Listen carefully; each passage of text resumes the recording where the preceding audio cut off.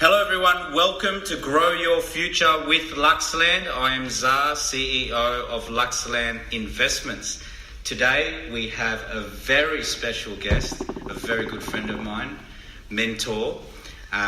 He is the CEO of Populous, the famous Roh Singh. You're too kind. Thank you. Pleasure. Thank you so much for having me. No, the pleasure's all mine. Thank you. So tell our listeners a little bit of a background on Roh. Like, how did you grow up? Where did you grow up? Tell us a little bit about yourself. Sure. I love telling this story. I'm a boy from Fiji. I grew up with no shoes. I love that bit. I had one pair of shoes.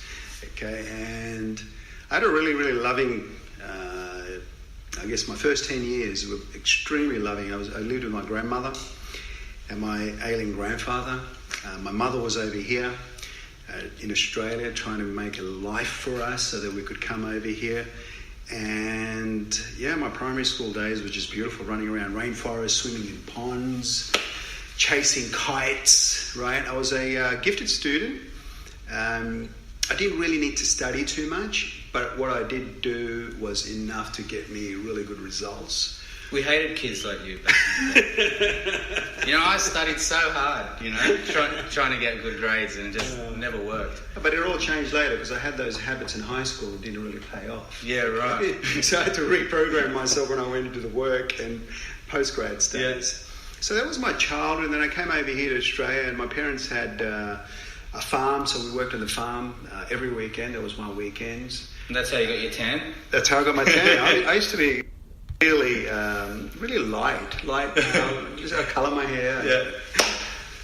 And we had the market, so I grew up always interacting with people, which I realised for a shy person, I was naturally very shy, I thrived in fluctuating prices in the market because you needed to get up there at 4 a.m, which I hated. Okay, imagine your Fridays before school, you go and set up the stalls. Then you go to school, come back, go to the shop, work in the shop. Saturday morning, you're up at 3:30. You're at the markets 4:30, setting up the stalls. Then you're selling all day. But what I didn't realise, and Sunday the same, right? What I didn't realise is that taught me real valuable skills. It taught me skills in terms of presenting your product at the right time at the right price so that by the end of the day you don't have any product left. Because if you have product left, guess what I've got to do?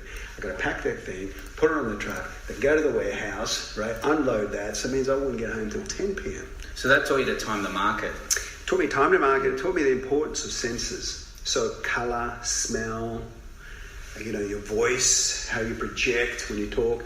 It taught me the importance of upsell, all of these things that current entrepreneurs have no idea about, right? So it was a beautiful, beautiful upbringing as a child. It wasn't easy. It was tough, but I look upon it as fantastic. And all my childhood friends are still my good mates, right? They're all got businesses here and there, and many are in corporate, and they're doing really, really well. So inspiring. So, you know, like that, all of those experiences have obviously contributed to your success today. And you have created these 3 products, the Happiness Platform, Mastering the Art of Sales, and the Leadership Framework. Yes. Can you tell us a little bit about that? Sure. It all started off with the Leadership Framework because of my time spent in corporations. As you know, Zara, I've headed up very big organisations, been very fortunate to do that. And it taught me what works really well at a board level, what works well at a strategy level, people level, process level. Okay. And then it's a matter of, one, being able to create the right vision and strategy. But then the right vision and strategy needs to be bought into, and you need to have a very detailed plan of execution. And then you need to make sure you attract the right people who can execute on it, or own it. It'll be theirs, that you don't have to micromanage. We're inherently driven rather than you having to put a carrot in front of them every single time for them to succeed, right? So based out of that, I saw that I had a model that worked here, worked in Asia, when I was living in Singapore, worked in Indonesia, worked in Vietnam, Thailand. I took it to North America, worked really, really well in North America. Came back, the academics here were very interested in it, so we built the leadership framework. The happiness platform is something that is to essentially designed to make you the best you, okay? You could be successful, make a lot of money, but if you're unhappy, restless, your mind is not owned by you, your life's going to be miserable. And guess what? The entire environment is designed to make you miserable. So you have a look at Australian workforces. 48% of all people in the workforce today say that their workplace is detrimental to their mental health. Terrible state to be in, okay? You look at the greatest amount of deaths in Australia at the moment for people between 14 to 30 odd and so on, and creeping up to 40, it's suicide. It's unacceptable. Yet, there aren't solutions. People aren't being taught how to be resilient, how to be gritty. There's all these talk, be gritty, be resilient. Bullshit, okay? Talk is cheap. That's why I keep telling you, stop going to these rah-rah sessions. Go to sessions where people transfer skills. So you become strong in your body and your mind by discovering who you really are. That's the happiness platform, okay? And master the art of sales. How can I go past that? I got taught by Tom Hopkins, the #1 sales trainer in the world, 14 top books around the world, 4 million people have attended Tom's classes. So what we did is we developed a program because I had used sales as the key tool to transform organizations from 700 million to 2 billion, 3 billion around the world. Most leaders don't get this. Most entrepreneurs fall into sales, but they don't learn the science and the art of sales. So what Master the Art of Sales will do on the 3rd of September is show Australia how you can actually learn transferable skills that you can put into your own life to make people get to the decision really quickly. And that's got to be good for business, right? Look, what I love about that, Roh, is that there were practical skills. And we've spoken about this previously, about all of this you mentioned before, all this rah-rah stuff that everyone, it's all that superficial motivational crap, right? Where some of it's good, don't get me wrong, like you kind of need it. We all need a little lift here and there, right? But in terms of, is that going to give you the necessary skills to get the job done for you to excel? And, if we're talking about sales, for example, it can't just be going in there and winging it, for example. That's what Tom Hopkins says, right? He goes, you can't go in there and wing it. You have to have a plan. You have to have a process. You need to know your timings. And what I like about all of these products that you have, they're practical skills that you can use in the workplace today, whether it be in corporate or you're into your own business, right? So tell us, right, with these products and your experience in the corporate world, why did you make the move to become an entrepreneur? Well, I think I told you my story just a little bit earlier. I've always been an entrepreneur, and that's the difference. They term me in corporates as an intrapreneur. So I go in with a vision to transform organisations to become relevant. And what I do is I go in not only with a vision, but the ability to put that into frameworks, which is a rare skill. Now, you can be a charismatic individual like I can be at times when you need to be, but at other times you have to be quite dictatorial when you want things done. Cut through the bullshit to get the results now. But what I've learned, Zah, is all of it means nothing unless your people are thriving, unless you're thriving. And this is the beauty about, Accelerate You, where it brings the art of selling, right? It brings the happiness platform. It brings a commando mindset where we bring real military commandos who we've sorted and fixed. And they take these people that'll be at this event and we just lift them to another level. And it doesn't go away because they go, put it into their business, double their closing ratios, triple their closing ratios. I mean, you look at it yourself, right? You put it into practice and what's it done for you? It works.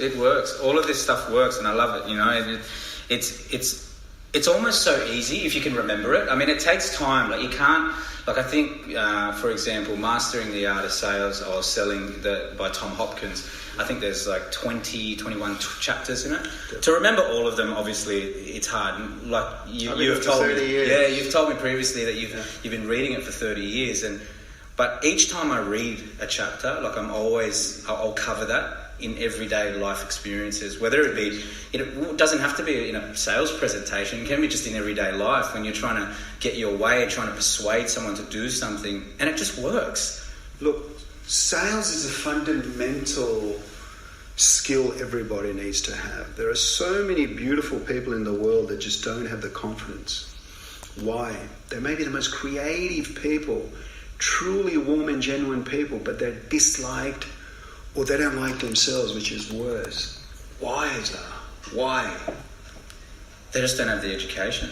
They don't have the education to one, best reflect and get to know themselves, which is what the happiness platform does. It gets them to know who they are, gets them to love who they are. What Master the Art of Sales does is makes you the best at presenting yourself in a persuasive manner.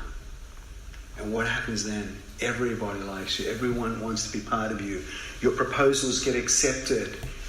Your social network grows. And what happens then? Your life becomes enriched. You become rich. You have mental wealth and you have monetary wealth. Right?